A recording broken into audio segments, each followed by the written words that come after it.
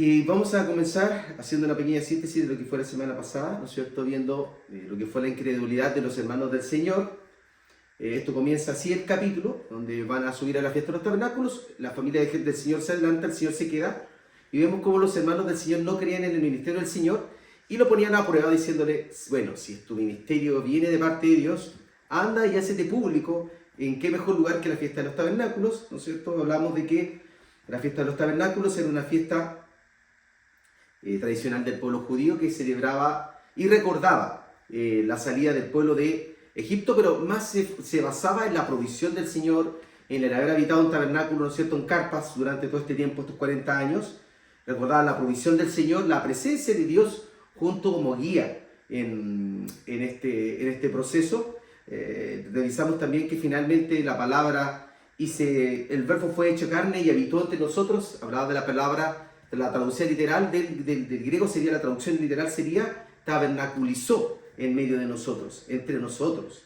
Entonces claramente hay una relación súper importante de lo que hace el Evangelio de Juan con todas estas cosas, señales judías. Lo vimos con el agua y el espíritu cuando hablaba de Nicodemo, lo vimos también con el agua cuando lo hablaba con la mujer samaritana, lo vimos con la señal del pan, ¿no es cierto?, y los peces que hizo con el pueblo judío y con toda la gente que lo siguió ahí en la alimentación de los 5.000, y como esto, ¿no es cierto?, se transforma en el pan de vida, en la explicación que él hace. Hoy día vamos a ir a la parte, ¿no es cierto?, donde el Señor va y aparece en Jerusalén, sigue a sus hermanos finalmente, aparece en la fiesta y comienza a enseñar. Vimos que finalmente habían otros rituales que se fueron sumando con el tiempo, sobre todo en el tiempo de la vuelta de la diáspora, ¿no es cierto?, del exilio, donde los judíos estuvieron exiliados en Babilonia, donde se agregó la ceremonia del agua, que ellos iban, tomaban un cántaro, ¿no es cierto?, del agua, lo iban tirando ahí por el piso, y recordaban el versículo de Isaías 12:3 que dice, con gozo saciaréis las aguas de la fuente de la salvación. Con gozo os saciaréis de la fuente de las aguas de salvación. Entonces ellos hacían ese ritual como estos que hacen por las calles, como lo hacen a veces los paganos. Bueno, también lo hacían los judíos, lo tiraban agua y hacían todo este recorrido. Y por eso que el Señor más adelante, en este mismo capítulo, va a decir, si alguno tiene sed, venga a mí y beba.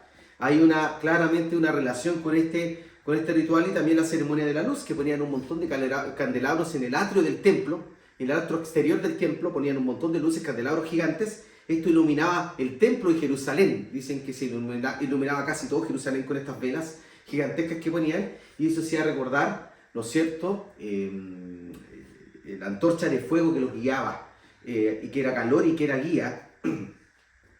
Y que esto el Señor lo va a usar para decir, yo soy la luz del mundo. Lo vamos a ver en el capítulo 8 más adelante. Por tanto, vemos cómo la fiesta de los tabernáculos tiene un trasfondo gigantesco para lo que el Señor va a hacer, y va a hablar en esto de lo que es su subida a la celebración de una fiesta que era obligatoria para los judíos ortodoxos. No era algo que se hacía de manera opcional, sino era algo que hacían los judíos netamente de manera obligatoria y ortodoxa, ¿no es cierto? Y todos los judíos ortodoxos subían a la fiesta alguna vez en la vida, aunque fuera. Eran de las 3 fiestas obligatorias que habían en el año. Por tanto, era necesario, ¿no es cierto?, asistir a esta fiesta, digamos, por medio de Jesús y sus discípulos. Se adelantan todos, el Señor se queda, pero dice el versículo 7, vamos a empezar a leer el capítulo 7, el versículo 10 en adelante, que el Señor se va a sumar a la fiesta, ¿no es cierto? Dice el versículo 10 en adelante, pero después que sus hermanos habían subido, entonces él también subió a la fiesta, no abiertamente, sino en secreto. Y le buscaban los judíos en la fiesta y decían, ¿dónde está aquel? Y había gran murmullo acerca de él entre la multitud, pues unos decían, es bueno, pero otros decían, no, sino que engaña al pueblo. Pero ninguno hablaba abiertamente de él por miedo a los judíos. Más a la mitad de la fiesta subió Jesús al templo y enseñaba. Y se maravillaban los judíos diciendo, ¿cómo sabe este de letras sin haber estudiado? Jesús le respondió y dijo, mi doctrina no es mía, sino de aquel que me envió. El que quiera hacer la voluntad de Dios conocerá si la doctrina es de Dios o si yo hablo por mi propia cuenta. El que habla por su propia cuenta, su propia gloria busca. Pero el que busca la gloria del que me envió, este es verdadero, y no hay en él injusticia. ¿No os dio Moisés la ley y ninguno de vosotros cumple la ley? ¿Por qué procuráis matarme? Respondió la multitud, los judíos, ¿no es cierto? Y dijo, demonio tienes, ¿quién procura matarte? Jesús le respondió y les dijo, una obra hice y todos maravilláis. Por cierto, Moisés odió la circuncisión, no porque sea de Moisés, sino de los padres. Y en el día de reposo circuncidáis al hombre. Si recibe el hombre la circuncisión en el día de reposo, para que la ley de Moisés no sea quebrantada, os enojáis conmigo porque en el día de reposo sané completamente un hombre. No juzguéis según las apariencias, sino juzgad con justo juicio. Vemos cómo ahí también todavía los judíos estaban molestos porque el Señor había sanado al paralítico de Betesda. ¿Ya? Vimos eso, el por qué, qué pasó con esta situación. Vimos también cómo esto era claramente era una superstición y que nunca un ángel del cielo había bajado a sanar a nadie, porque si no, esto no hubiese generado tanto el revuelo que generó, ¿ya? Que alguien hubiese sido sanado, que más encima fue sanado en el día de reposo y que eso inclusive significara la persecución y la muerte del Señor. Todo parte, ¿no es cierto?, a raíz de la sanación en Jerusalén mismo, que es el centro de todo lo que pasa para el mundo ortodoxo judío, con respecto a una sanidad que hizo el Señor. Vemos que el Señor sale, ¿no es cierto?, y va a la fiesta, y no lo hace presionado por sus hermanos, sino lo hace cuando el momento ya era el necesario. Lo vemos que el Señor se deja guiar por la voluntad del Padre y no necesariamente por lo que puedan decir o hacer sus amigos y sus hermanos como presión para que Él, digamos, mostrara sus capacidades, por así decirlo, extraordinarias y supernaturales, para que el ser humano creara en Él, para que el ser humano creyera en Él. El Señor sabía finalmente que todos los que le seguían por las obras que Él hacía. Por tanto, el Señor era cuidadoso de eso. El libro de Juan es súper cuidadoso de eso y por eso nos muestra señales, 7 señales que se van desarrollando a medida que van avanzando, ¿no es cierto?, el Evangelio de Juan, y nos muestra milagros súper claros que tienen con una finalidad, el desarrollo de una doctrina del Señor. No generalmente lo hace como lo hace Marco, lo hace Mateo, lo hace Lucas, narrando milagro tras milagro, sino que se enfoca en milagros más trascendentes dentro del caminar y del ministerio del Señor para así mostrar cuál era la finalidad que el Señor tenía detrás de ese milagro. Y al mismo tiempo, si lo vemos siempre en el libro del Evangelio de Juan, el Señor siempre va descubriendo el corazón de las personas y va mostrando realmente qué es lo que iba pasando post estos milagros. ¿Qué pasó con el milagro del agua en vino? ¿No es cierto? Los discípulos creyeron en Él, lo siguieron. Estos discípulos, que en mayoría que partieron en esa travesía con el Señor, eran discípulos de Juan. Después vemos cómo pasa con el tema de Jesús y Nicodemo. La tradición católica en general asume que Nicodemo después siguió al Señor, entre otros muchos escribas y fariseos, que después, posterior a lo que es el derramamiento del Espíritu Santo en Pentecostés, siguen al Señor. Lo podemos ver en el libro de Hechos, como muchos de estos judíos y fariseos, a los que el Señor pareciera que los evangelios es súper duro y le habla súper fuerte, después siguen al Señor. Podemos ver que hay una cúpula gigante de fariseos y escribas en Jerusalén que buscaban llevar la circuncisión a los gentiles. ¿De dónde aparecen todos estos judíos y fariseos? Claramente, de las evidencias de lo que pasó, el Señor fue confrontacional, fue directo con los fariseos y con los escribas durante su ministerio, y después vemos una masa gigante. Si bien es cierto, muchos de ellos les costaba dar el paso definitivo a lo que era el Evangelio de Cristo y querían seguir guardando ciertas ordenanzas del judaísmo, vemos que muchos de ellos se convirtieron al Señor. Por tanto, vemos cómo siempre el Evangelio de Juan nos va mostrando una clara narración y una línea directa entre los milagros que Él hace y la doctrina posterior que va a desarrollar. Y en el versículo 12 vimos que había un gran murmullo de la gente, algunos decían es bueno, otros decían ha engañado al pueblo, y sabemos que la postura que vamos a tener, cómo nos vamos a mostrar, ¿no es cierto?, delante de la gente va a tener 2 posturas, o nos va a amar o nos va a odiar. Y nosotros también frente a lo que es la doctrina, frente a la obediencia, frente al llamado del Señor, vamos a tener 2 posturas, o vamos a ser obedientes o desobedientes. No solamente no podemos, digamos, mantenernos en una ambigüedad, ni lo vamos a hacer, porque si en parte fallamos al mandato del Señor, estamos pecando. El pecado está en nosotros, es parte de nosotros, como lo dice, ¿no es cierto?, Romanos, el pecado que mora en mí, pero por el poder del Espíritu Santo tenemos poder para vencer el pecado. Por tanto, la desobediencia tiene que ver con la cobardía al obedecer realmente al llamado del Señor. No hay otro modo de calificarlo, ni otro modo de cómo describirlo. La desobediencia es claramente una falta de fuerza, de creer, una falta de coraje, de valentía a lo que Dios nos está llamando a hacer. Porque el Señor nos ha garantizado a través de su Escritura la victoria. Por tanto, es una cuestión que tiene que ver netamente con nuestras limitancias carnales, donde no vemos los espiritual, no vemos las cosas espirituales dentro del espectro de lo natural, y tendemos netamente a llevar lo natural hacia el nivel de lo espiritual, y ahí es donde fallamos. Por tanto, siempre van a haber dos posturas dentro del gentío al que nosotros, digamos, tengamos que ministrar, tengamos que evangelizar, o con el que nos tengamos que relacionar. Porque finalmente ellos van a decir, o nos van a aceptar o nos van a rechazar. No va a haber otra cosa. Y tenemos que entender eso claramente. El Señor nos ha mostrado a través de la Escritura que su llamado, que su palabra produce o el recibirle o el rechazarle. Las multitudes que lo seguían, los fariseos que querían crucificarlo, matarlo, etc. Versículo 13 dice, pero ninguno hablaba abiertamente de él por miedo a los judíos, y sabemos claramente por qué era este miedo. No era porque los judíos lo iban a matar. Los judíos querían matar al Señor. No querían matar a los judíos, no querían matar a todos los que creyeran en el Señor. Querían matar al Señor. Cometen un grave error que después, ¿no es cierto?, es narrado en la pasión de Cristo, cuando dice, no vaya a ser que matemos a este y la obra del Señor, la obra de Dios se expanda. No le hicieron caso a ese consejo, claramente.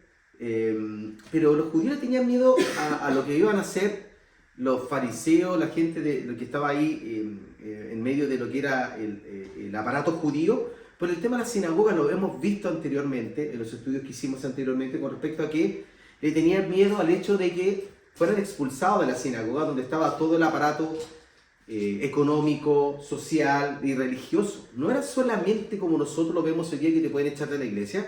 No, era todo. Era con quién te ibas a casar, con quién ibas a hacer negocios. Por tanto, era casi expulsarte de la comunidad completa. Los judíos no distinguían en la sinagoga de lo que era netamente santo con lo que era social, con lo que era el tema del aparato de los negocios, el aparato de con quién ibas a contratar, los siervos, ¿no es cierto?, los esclavos, las personas que trabajaban para otras, con las que hacían negocios, con quién unían sus familias. Estaba todo unido en la sinagoga. Era el centro, digamos, en el que convergía toda esta situación. Por tanto, era súper delicado que alguien fuera expulsado de la sinagoga.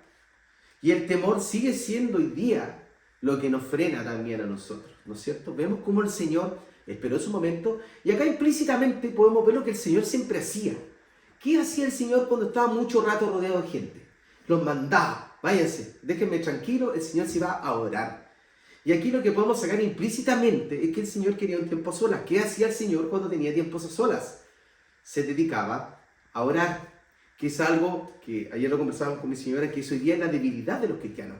Consumimos mucho material informativo, teológico, y que por ahí anda dando vuelta inclusive en redes sociales. Si tú construyes un buen algoritmo en TikTok, en Instagram, vas a recibir palabras mucho rato, pero de la buena y de la mala, hay que saber filtrar. Pero lo que siempre, digamos, deben los cristianos en el tiempo que invertimos en la oración. Y claramente acá el Señor no nos muestra, no nos dice claramente, pero la costumbre que si uno va viendo lo que hace el Señor, cuando fue la alimentación de los 5.000, los manda a los discípulos que crucen ¿no es cierto?, el mar primero, el mar de Galilea al otro lado, y él se queda, ¿por qué? Para orar, para tener ese momento a solas, para buscar. Y el Señor siempre, antes de hacer una aparición pública, vemos que el Señor se fortalecía, y lo hacía por medio de la oración. No hay fortaleza más fuerte que la que podamos encontrar, que está en la Escritura, sí, pero yo diría que la medida son 2 de oración por 1 de Escritura, y ahí es donde nosotros tenemos que darle la vuelta. Tenemos que intentar de mantener nuestro estudio ordenado de la Escritura, tener una disciplina de estudio. Ojalá que podamos leer la Biblia completa todo, cada vez en un año. Yo creo que eso debería ser un desafío básico y mínimo para el cristiano. Yo creo que se puede hacer fácilmente. Inclusive hay planes en las aplicaciones donde uno puede de repente saltarse ciertas cosas y ir directamente a las cosas más importantes. Puede buscar un plan de esa manera, pero lea la Biblia una vez al año. Que cada año usted lea una vez la Biblia. Y eso sumarle oración, que creemos que donde está hoy día fallando el pueblo de Cristo, donde naturaliza las cosas y sale del plano espiritual, porque hoy día hay una moda que está súper fuerte, que tiene que ver con la lógica del cristianismo, que nosotros somos cristianos porque no somos tontos, porque sabemos lo que creemos, buscamos fundamentos arqueológicos, históricos, y todo lo que queramos hacer, que son súper buenos, pero en realidad, también por otro lado, nos damos cuenta que enfatizamos en eso y dejamos de lado la oración. Entonces es súper importante también entender que necesitamos con urgencia también ir a la oración. Y claramente, aunque acá no está explícito, está implícito, y si lo vamos viendo con la conducta del Señor, ¿qué hacía cuando Él se quedaba solo? Era orar. Más a mitad de la fiesta subió al templo y enseñaba. Entonces vemos en el versículo 14 que el Señor va y después se pone delante del templo. Y delante de todos empieza a enseñar. ¿Y qué dice el versículo 15? ¿No es cierto? El Señor va, se fortalece en sí mismo en la oración, porque la preparación de la Escritura tiene que estar, pero también tenemos que fortalecernos en lo espiritual, que es la oración. El Señor nos fortalece y nos da las herramientas, digamos, supernaturales por medio de la oración también. ¿Y qué pasó? Que se maravillaban los judíos y decían, ¿cómo sabe este de letras sin haber estudiado? Ellos reconocen que en el Señor hay una sabiduría especial, lo reconocen los fariseos y los escribas, gente preparada, pero ellos decían, pero ¿cómo si este no ha ido al instituto, al seminario? Pero aquí, este versículo se ocupa mucho para ¿cómo se llama? Para desviar un poco el tema del estudio serio y comprometido con las Escrituras. Porque, ¿no es cierto? Mateo 11:25 dice el Señor, te alabo, Padre, porque escondiste estas cosas de los sabios y los entendidos y se los revelaste a los niños. Y caemos, sobre todo en el mundo pentecostal más clásico, a llevar todo, a espiritualizarlo demasiado. Hay una forma donde podemos caer netamente en un conocimiento demasiado técnico, demasiado matemático de la Escritura, llevarlo a una parte legalista, no a las obligaciones, no a las leyes, no a los dogmas, sino que hablemos del aparato legal, cómo se construye un código civil, un código del trabajo, ¿no es cierto? Hablemos de estas normas, lo podemos llevar a la parte legal, a creer que el Evangelio es una estructura de normas donde se rige, ¿no es cierto?, por ciertos cánones, por ciertas reglas, y nos olvidamos también del lado espiritual. O podemos caer al otro lado, dejar de lado el estudio riguroso de la Escritura. El Señor le dice en el versículo 16, mi doctrina no es mía, sino de aquel que me envió. Jesús declara que su enseñanza proviene del Padre, pero compararnos al Señor, eso es una estupidez. Es totalmente una estupidez. Jesús era Dios. En el principio era el Verbo, y el Verbo era con Dios, y el Verbo era Dios. Por tanto, el conocimiento que traía el Señor es de su preexistencia. Es un conocimiento claro de que Él era Dios y que Él tenía el conocimiento de todas las cosas. Por tanto, no podemos ir a ponernos nosotros bajo esa línea, bajo esa regla, ¿no es cierto?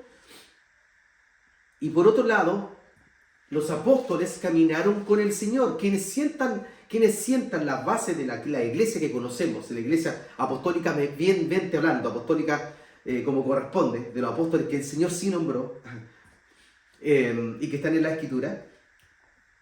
Esas bases apostólicas fueron entregadas directamente del Señor a sus discípulos. Por tanto, estos 12 fueron formados directamente por el Hijo del Hombre, por Dios mismo encarnado. Por tanto, la formación que recibió Pedro, Juan, Jacobo, los discípulos del Señor, es la mejor formación que puede tener algún ser humano en su vida. Por tanto, decir que los discípulos o los apóstoles eran hombres de vulgo, que no tenían letra, sí, eso era antes de conocer al Señor. Cuando ellos caminan con Dios y entran en el método de enseñanza rabínico, donde estamos todos concluyendo históricamente que el ministerio del Señor duró 3 años, la mejor de las universidades, usted estará hoy día 5 o 6 años para obtener el grado más alto. Bueno, y usted estudia 5 o 6 horas diarias, 7, si es que quiere ponerle mucho. Imagínese caminar 24 horas con el Señor durante 3 años con el conocimiento hecho vida. Es como estudiar 30 años. Hay que entender esto. Caminaban con el Señor de día y de noche, 24/7, 7 días a la semana, no descansaban los sábados y domingos. Por tanto, el conocimiento que ellos tuvieron, y si bien es cierto, la Escritura nos va mostrando lo limitados que eran los limitados que eran frente al Señor, al conocimiento mismo. Pero para todo lo que somos nosotros, el normal de los seres humanos, los apóstoles, me imagino que se sentaba con un apóstol y el tipo era una fuente de sabiduría y conocimiento impresionante. Por tanto, hay que entender que los discípulos fueron formados por el Creador. Jesús era Dios. Y después el 12, ¿no es cierto? Vamos a ver el abortivo, como se llama a sí mismo el apóstol Pablo. Es un discípulo preparadísimo, de un discípulo de Gamaliel. Por tanto, hay que entender que eran hombres preparados. Hay otro que aparece en la Escritura, que era mismo Apolo, ¿no es cierto?, hombre poderoso en palabra, también escriba, había muchos de ellos que venían de ese trasfondo.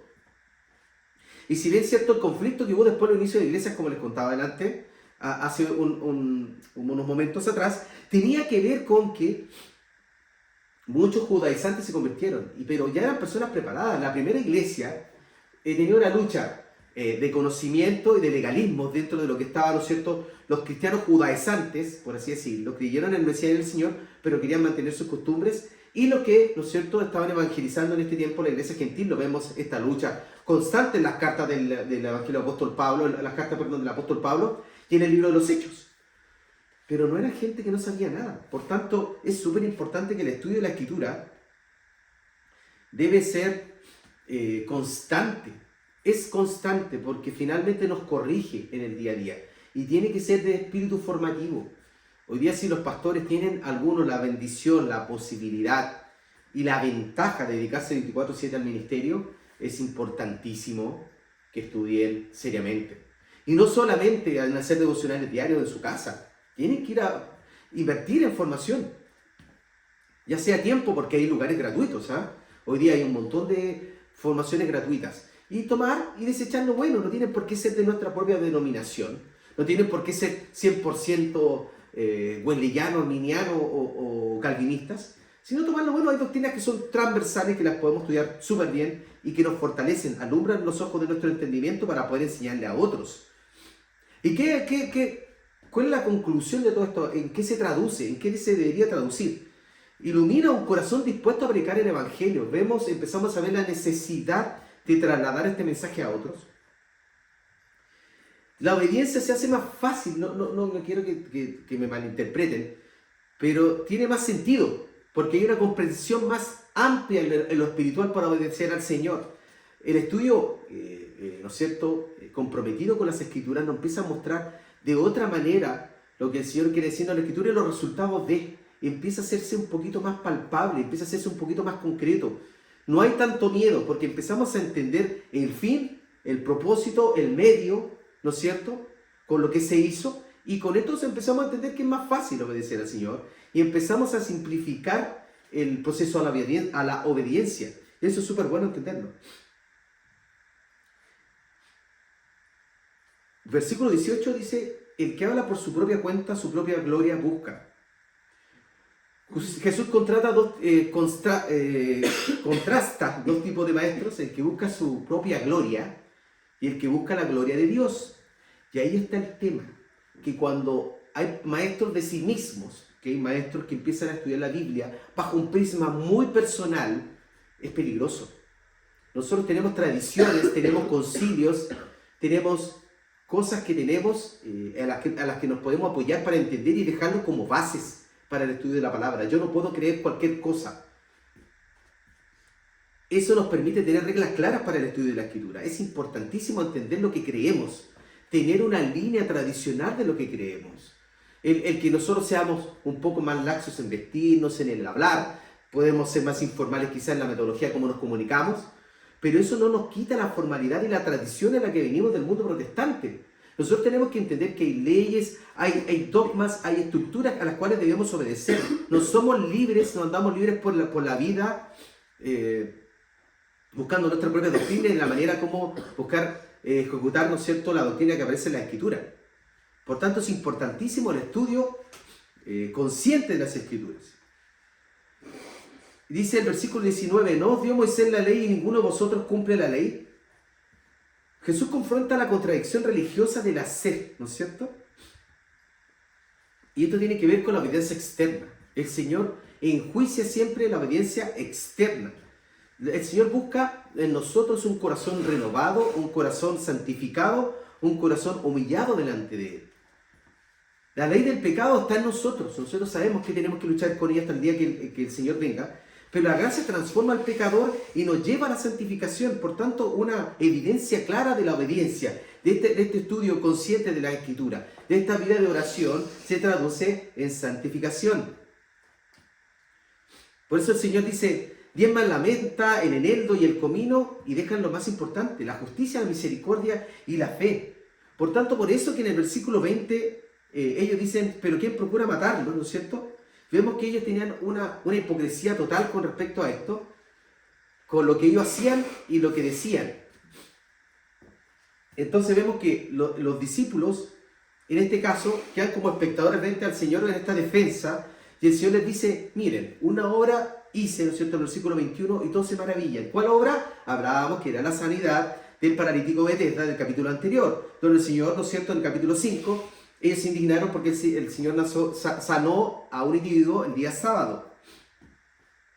El problema no era la obra del Señor, sino la interpretación que le estaban dando. Y ahí vemos cómo estudiar por nosotros mismos, sin tener un marco, una regla clara de lo que estamos estudiando, puede llevarnos a interpretaciones incorrectas de lo que es el Evangelio. Y el Señor les pone el ejemplo en el versículo 22 y 23. Dice, Moisés dio la circuncisión y el sábado también circuncidan. ¿Por qué me juzgan a mí por sanar a un hombre el día sábado? Entonces vemos que Dios nunca estableció los mandamientos para destruir la vida y omitir la salvación de las personas, sino para conducirla hacia Él. Y el Señor lo dice en Marcos 2:27, cuando defiende también la sanidad de una persona en el día de reposo. Dice, el sábado fue hecho por causa del hombre y no el hombre por causa del sábado. Y aquí nos vamos al versículo central, que tiene que ver con que cierra, ¿no es cierto?, este pasaje que dice, no juzguéis según las apariencias, sino juzgad con justo juicio. Y esto se remite a un montón de cosas, de conclusiones que tienen que ver con respecto al juzgar y no juzgar. Muchas veces dice, no juzgue al hermano, no juzgue a ese predicador. El Señor es el único que juzga. Eso es falso. Eso es falso. Debemos juzgar, pero con justo juicio. El Señor siempre, cuando habló con no juzgar, habló de la hipocresía con la que porque siempre utilizan las palabras del Señor. Y cuando el Señor habla de la viga, ¿no es cierto?, en el propio ojo del hermano, habla de la hipocresía. No habla de juzgar la conducta de los hermanos, no habla con juzgar la conducta de los falsos predicadores, los falsos maestros, a la luz de la palabra, porque ahí el que juzga es la palabra y no somos nosotros. Distinto es cuando yo juzgo a un hermano porque le quiere usar, no sé, chaquetas de cuero y a mí no me gustan. ¿Ah? Esa cuestión, ese juzgar, obviamente es humano y es carnal. Obviamente eso es una tontera. Pero cuando nosotros juzgamos la doctrina de alguien, cuando nosotros juzgamos la conducta de alguien a la luz de la Escritura, lo que nosotros hacemos es juzgarlo a través de la Escritura y con el prisma divino. Por tanto, hay que juzgar las conductas de los hermanos inapropiadas. Hay que juzgar las doctrinas falsas. Hay que juzgarlas. El Señor nos lleva directamente a hacer eso. No tenemos que evitar juzgar, sino aprender a discernir correctamente lo que vamos a juzgar. No siempre, el Señor no nos está diciendo no juzguen nada, no nos está diciendo no evalúen nada, sino nos dice no juzguen según las apariencias. Recordemos que el Señor aquí está siendo juzgado por los fariseos. Dicen, oye, ¿de dónde viene la doctrina si este tipo nunca estudió? Pero el Señor era el Hijo del Hombre. Entonces, el llamado es pasar del juicio humano al discernimiento espiritual, de la apariencia a la verdad y de la religión externa a la santidad del corazón. Por tanto, nosotros para juzgar a alguien, si no nos gusta, hay una cuestión que a veces tiene que ver con la forma. Pasa mucho hoy día que se juzga en la forma. A los calvinistas les aterra, les da pánico, les da alergia los movimientos carismáticos. Yo no soy tan, y eso que vengo de iglesias de ese corte, fui formado en Asambleas de Dios. Quizás lo que más tengo en formación es el aparato de Asambleas de Dios. Más que quizás por ahí el de Calvary Chapel, donde también estuve tanto tiempo, pero mi formación es más asambleísta. En esa formación tengo esa, de hecho, mi línea doctrinal pasa muy fuerte porque estudié en el SET, por tanto, y hoy día estoy reforzándolo en otra línea que es muy parecida. Por tanto, claro, mi línea de pensamiento doctrinal, por así decirlo, de estructura litúrgica, pasa muy parecido en esa línea, ¿no es cierto? Pero si bien es cierto, eso no me molesta. Hay excesos que se han cometido dentro de las iglesias carismáticas, pero que muchas veces se exacerban por medio de los calvinistas y los movimientos reformados, sobre todo los hermanos que son cesacionistas, para intentar sacar gente de ahí y llevarlo a su ganado, porque ellos hacen mucho proselitismo religioso. Y eso es un error que cometen muchos los hermanos calvinistas. Buscan siempre ir a pescar dentro de las congregaciones. No hacen evangelismo. Por tanto, les gusta siempre predicarle a los cristianos de que están mal para traerlos hacia ellos. Allá ellos, son mis hermanos en Cristo, ¿ah? No los juzgo, en ese sentido, decirles como herejes. Pero sí juzgo esa conducta porque creo que es inapropiada. Ahí vemos cómo es el trasfondo de lo que uno puede juzgar y lo que no.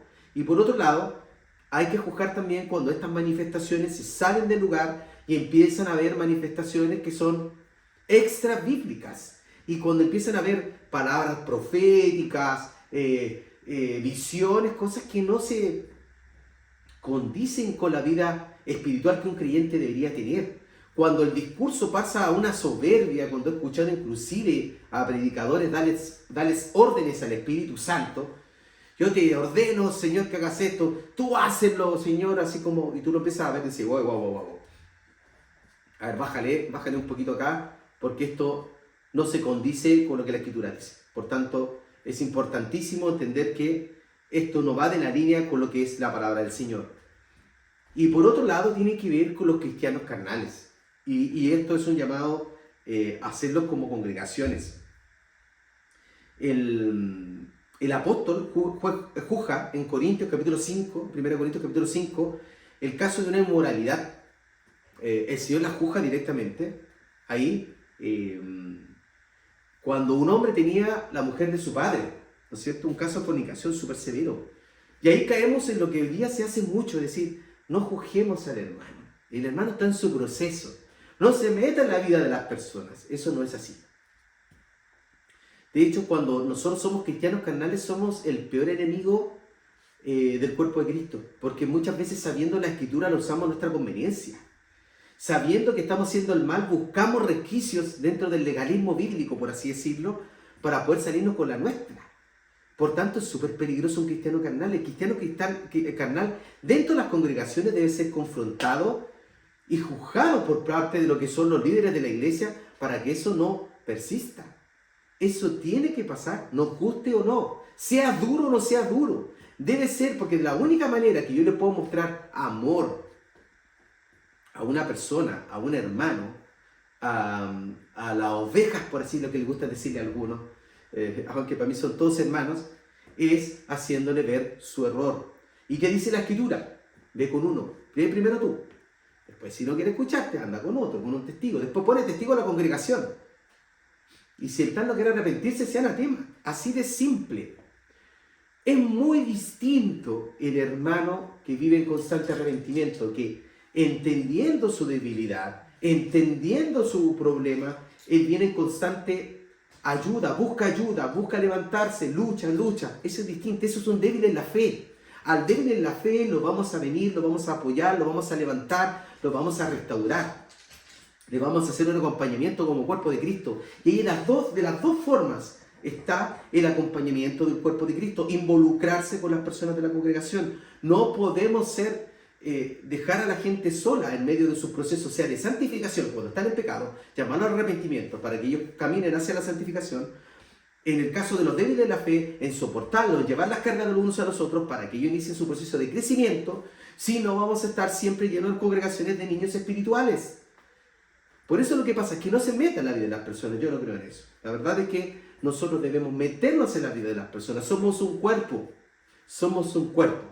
Y si bien es cierto, hay débiles en la fe que necesitan nuestro apoyo y nuestra comprensión en ese proceso de santificación y crecimiento, también están aquellos que sabiendo la verdad, que siendo cristianos, viven en constante pecado recurrente. Y cuando no les llamamos a la santificación, podemos permitir que el hermano se pierda definitivamente, y eso no es amor. ¿Qué dice la Escritura con respecto al padre que no corrige? Ese es un bastardo. El padre al que ama, corrige, castiga. Nosotros tenemos el carácter de Cristo. Y nosotros, aquellos que amamos dentro de nuestra congregación, debemos llamarlos a la disciplina y a la conducta. Es nuestro deber. Tenemos que juzgar la conducta de quienes están por debajo en el liderazgo de las ovejas, a todos. No podemos dejar pasar por alto el pecado y acomodarnos a que se pueda sonar legalista, a que pueda sonar soberanista dentro de una congregación, que él quiere tener el control de las personas. No es así. El Señor sí te llama a liderar personas, si el Señor te llama a liderar a otros líderes, si el Señor te llama a liderar cualquier tipo de personas, es tu deber velar por esas almas. Con temor y temblor, debes cuidarlo. ¿Qué debes hacer? En la vida hay que sacar las ramas, hay que podar Hay que preparar la tierra, hay que regarlo. Ese es el trabajo que tiene quien está a cargo de las personas. No es pasar por el lado y esperar, bueno, ojalá que este año llueva, ojalá que este año no llueva, a ver si la plantita me da fruto. No funciona así. El pastor, en este caso, es un labrador también. Tiene que podar, limpiar y dar crecimiento para que ellos den fruto. Así funciona. Tenemos el carácter de Cristo, tenemos que hacer la labor de Cristo en la iglesia. Estamos llenos del poder del Espíritu Santo. Nosotros para eso hay pastores, maestros, diáconos y formadores. No estamos para esperar solamente y orar por las personas, que es parte importante, sí, pero se tiene que invertir tiempo con las personas y se le tiene que saber decir lo que está bien y lo que está mal. A los hermanos, sobre todo cuando son nuevos, hay que decirle esto quema, esto no quema, por aquí sí, por acá no, no vea esto. Y esa recomendación hay que hacerla. Es que no podemos decirle, muchos dicen no podemos decirle con quién se va a casar, con quién, qué puede ver, dónde puede ir. Sí, sí podemos. Sí podemos. Y deberíamos hacerlo. Lo que pasa es que no queremos molestar a las personas ni incomodar a los nuevos creyentes. Nosotros obviamente le decimos, hermano, si usted quiere seguir a Cristo, no se vaya a meter más en bares. No se vaya a meter más a pubs después de las 11 de la noche. Ningún cristiano sano de juicio haría eso. Ningún cristiano sano de juicio, ¿no es cierto?, iría a exponerse a ese tipo de cosas, a una discoteca después de las 12 de la noche. Ningún cristiano de sano juicio. Es que bailar no es pecado. A ver, esto es simple. Si usted junta la discoteca a las 12 de la noche con alcohol, obviamente eso se va traduciendo en otras cosas a la larga. Y va a caer en pecado igual. Así que no me diga que no va a pecar. No me diga que finalmente, cuando uno se expone a las situaciones pecaminosas, no puede caer en pecado.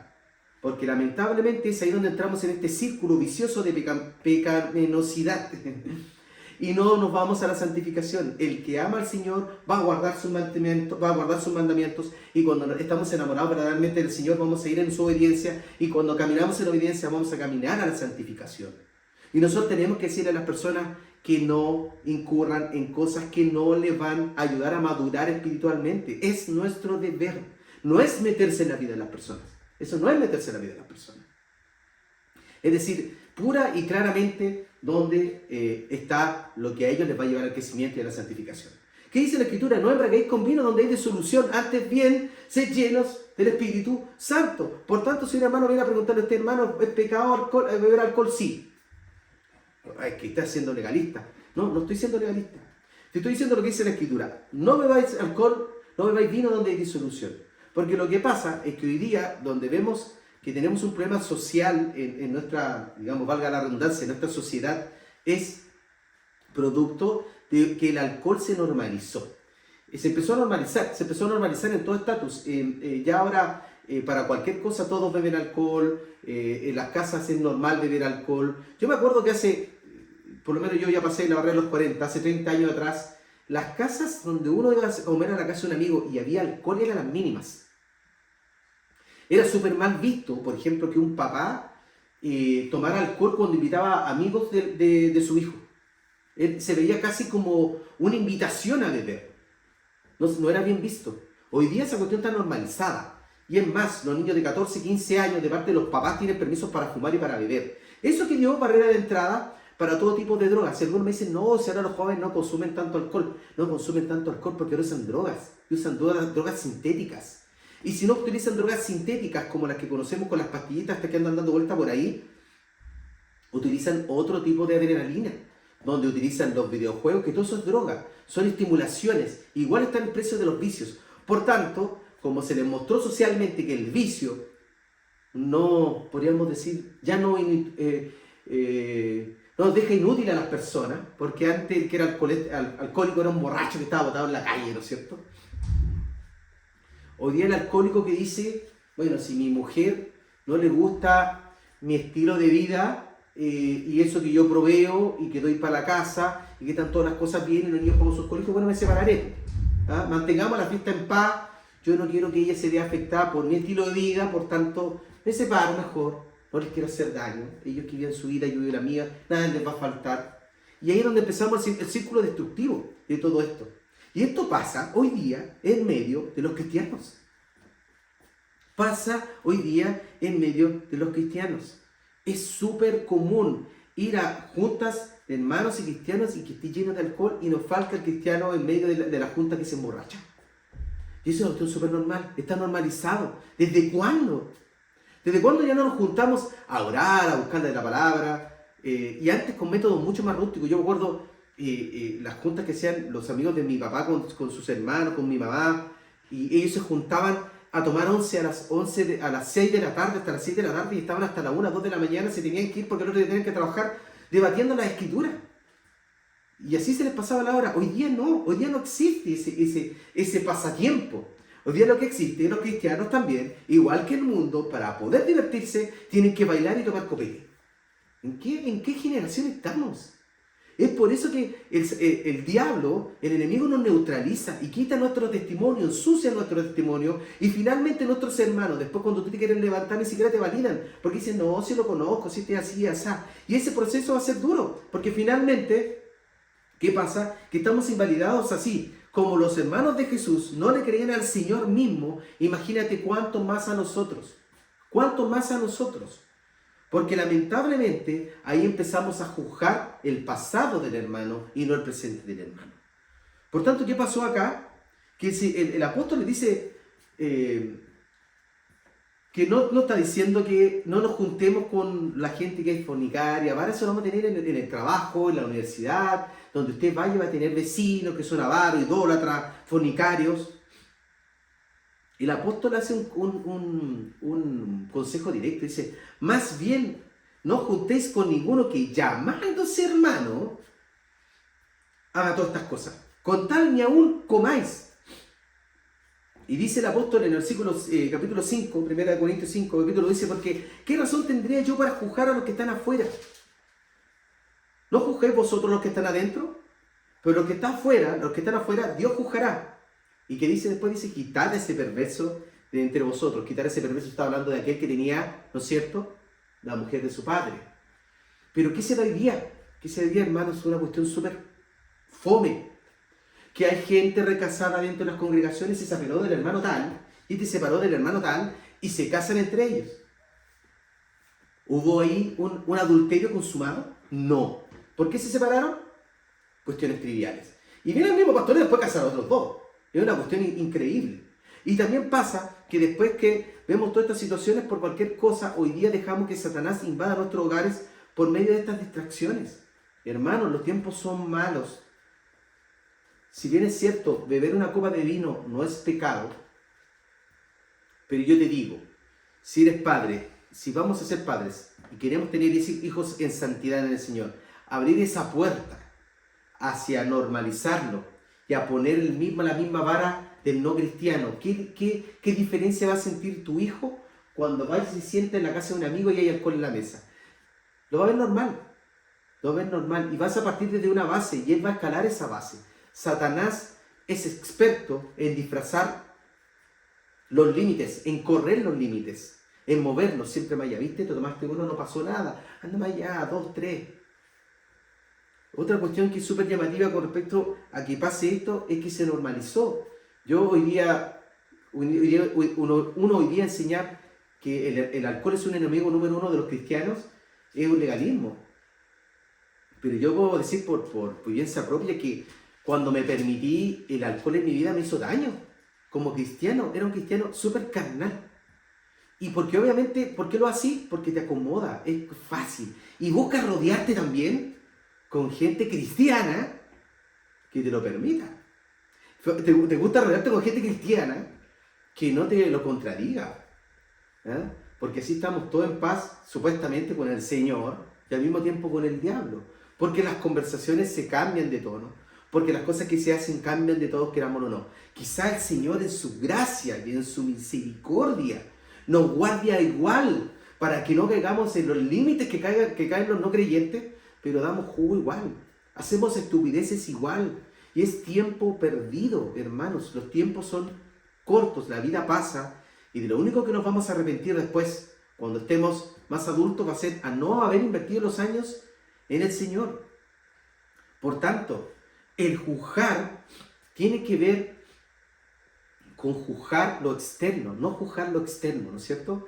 no juzgar el estilo de ropa, el estilo de forma, insisto, si es más carismático, menos carismático, si le gusta más la visión calvinista o la arminista, juzgar eso no tiene ningún sentido. Las evidencias del cristiano van a estar en su forma de vida.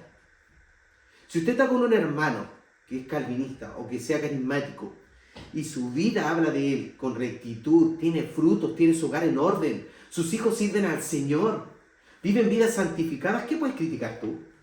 Por mucho que creas tener la verdadera doctrina, donde te des espacio y libertades que solamente son libertinajes para la carne, que tu casa no está en orden y que tu vida, ¿no es cierto?, no habla directamente de lo que el Señor ha hecho en tu vida, sino que son declaraciones, digamos, académicas de la fe, no tiene ningún sentido.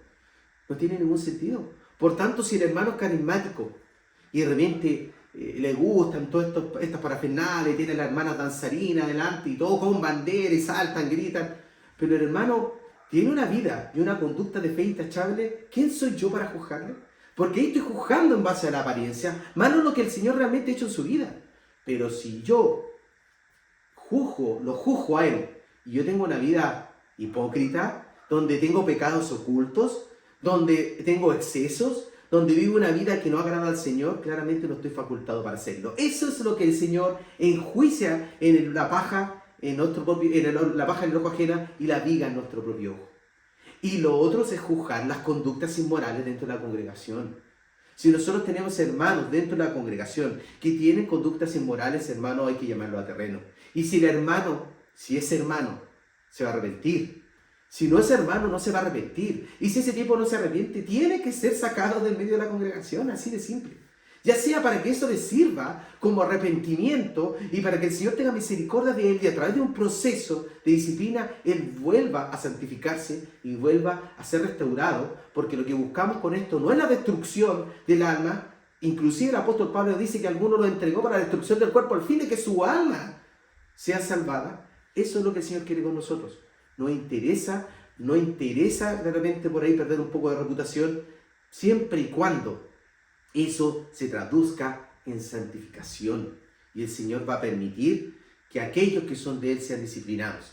Y en esa medida estamos nosotros, que si estamos llamados a liderar personas, estamos llamados a entregar el mensaje del Señor, el mensaje tiene que ser claro. La disciplina tiene que venir dentro del cuerpo de Cristo por quienes lideran a estas personas. No podemos hacer caso omiso como aquel pastor asalariado que no da su vida por las ovejas, ¿no es cierto? Tenemos que imitar al Señor y ser ese pastor que da la vida por las ovejas. Y si esa oveja se transforma en un lobo y cuando usted lo llame disciplina lo quiera morder, entonces el tal no era oveja. Es así de simple. El que es de Dios, cuando tú lo llames a reprensión y le muestres a través de la escritura que está equivocado, esa persona va a bajar, se va a someter, va a entender de quién viene el mensaje, no de nosotros, sino de la escritura, y el tal se va a arrepentir. Quizás le va a costar, quizás va a entrar en un proceso. Y ahí es donde estamos nosotros como cuerpo para sustentarlo, para ayudarlo, para llevarlo, para restaurarlo, para caminar con él. Pero no podemos dejar de pasar el pecado por en medio de nosotros, porque un poco de levadura, dice la escritura, leuda toda la masa. Por tanto, el juzgar con justo juicio tiene que ver con no juzgar sobre las apariencias. Si el hermano es más saltarín, más danzarín, inclusive sea un cesacionista, no sé, todas estas cosas, juzguemos con justo juicio. Si el hermano tiene una vida consagrada al Señor, una vida que agrada a Dios, yo no me puedo meter ahí.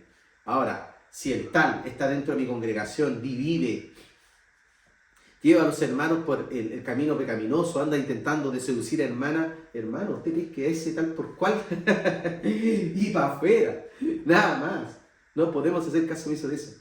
No, que no somos quien para echar a alguien de la iglesia, no funciona así. Nosotros tenemos que cuidar el cuerpo de Cristo. Y si el tal se arrepiente, fantástico.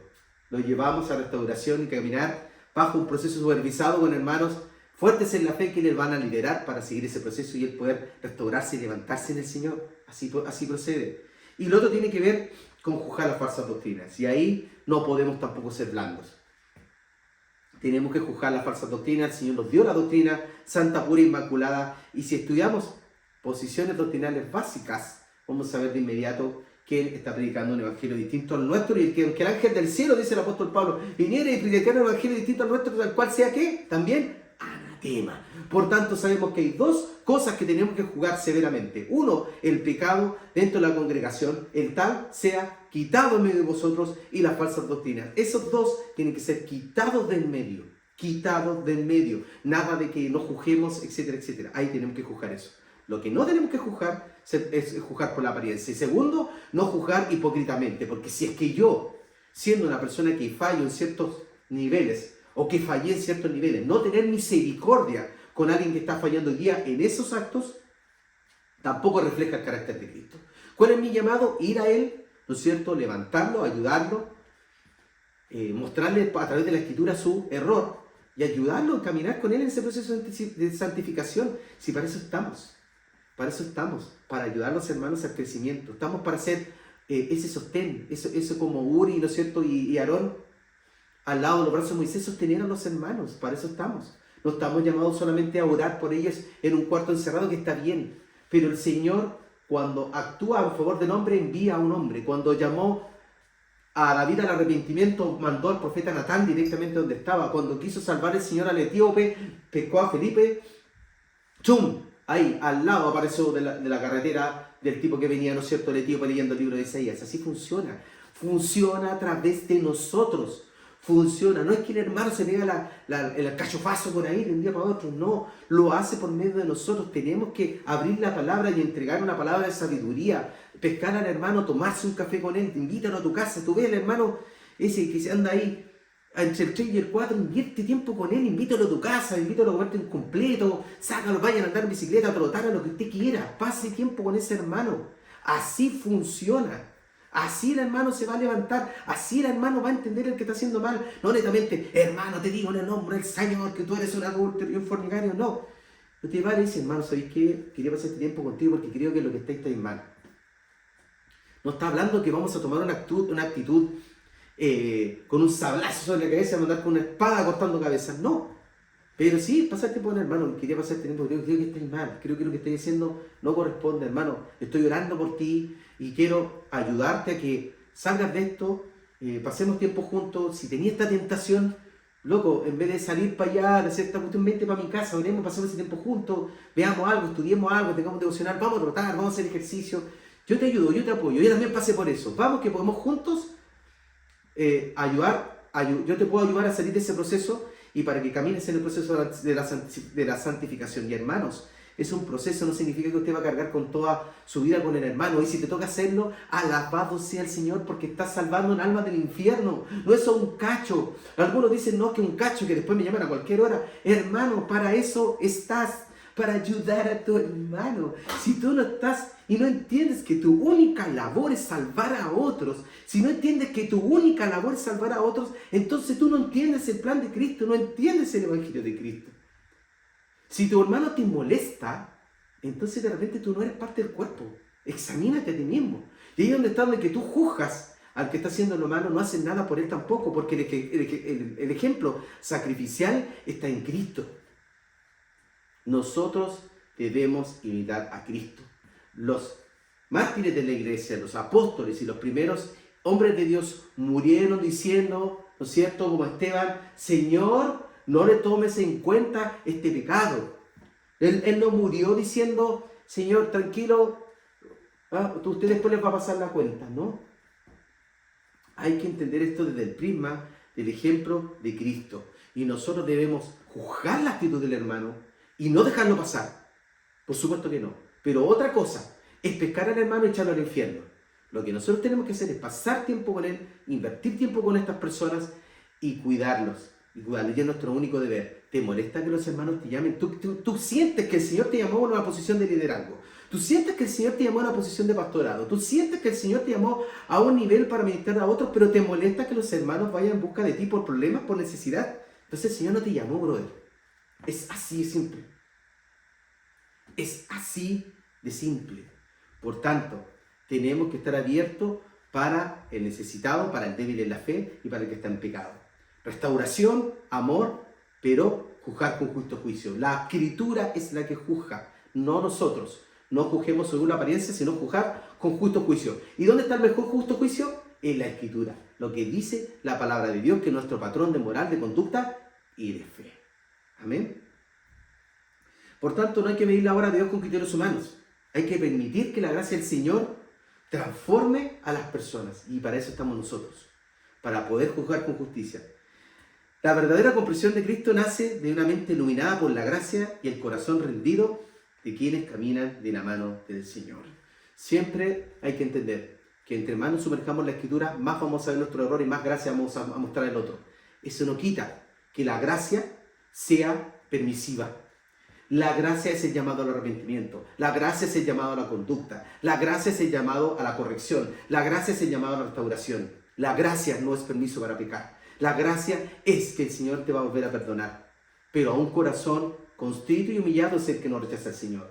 Al altivo y al soberbio, y aquel que no quiere recibir el consejo del Señor a través de su Escritura, debe ser apartado. Lamentablemente nosotros tenemos que ser necesariamente estrictos en eso también. El Señor llama a la obediencia.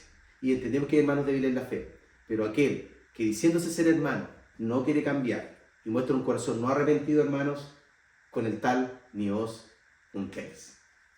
Vamos a orar. Señor, te damos gracias por tu palabra, Señor. Gracias por tu Escritura, Señor. Ayúdanos a tener gracia y misericordia por aquellos que caen y actuar, Señor, como lo actuarías tú, Señor. Como actuarías tú, Señor, buscando su santificación, su redención y que Él se levante, Señor, con el poder de tu Espíritu. Pero también enséñanos, Señor, y ayúdanos a entender que aquellos que no quieran recibir la sangre de Cristo, que tomen por inmunda la sangre del nuevo pacto, Señor, deben ser apartados también de nosotros. Debemos entender que debemos buscar con un corazón dispuesto, inclusive como decía el apóstol Pablo, inclusive querer hacernos anatema nosotros mismos con el fin de que ellos sean salvos y tener un corazón dispuesto, Señor, para salvarlos. Pero también juzgar con la misma seriedad lo que son las falsas doctrinas. Señor, ayúdanos a vivir en rectitud, en santidad y en humildad delante de ti, Señor. Ayúdanos para poder seguir este camino, Señor, los tiempos son malos. Llénanos con tu Espíritu, Señor, y fortalece al débil y al caído, Señor, para que podamos ver pronto los tiempos de refrigerio que vienen en ti, en esa eternidad, adorándote día y noche, Señor, frente a tu gran trono blanco. Gracias, Señor, por todo lo que tú haces, Señor, por lo que nos das, por lo que no nos das, por los procesos de santificación y por los tiempos que nos das para cultivar nuestra paciencia. Gracias, Señor, por todo lo que haces, Señor, en el nombre de Jesús. Amén.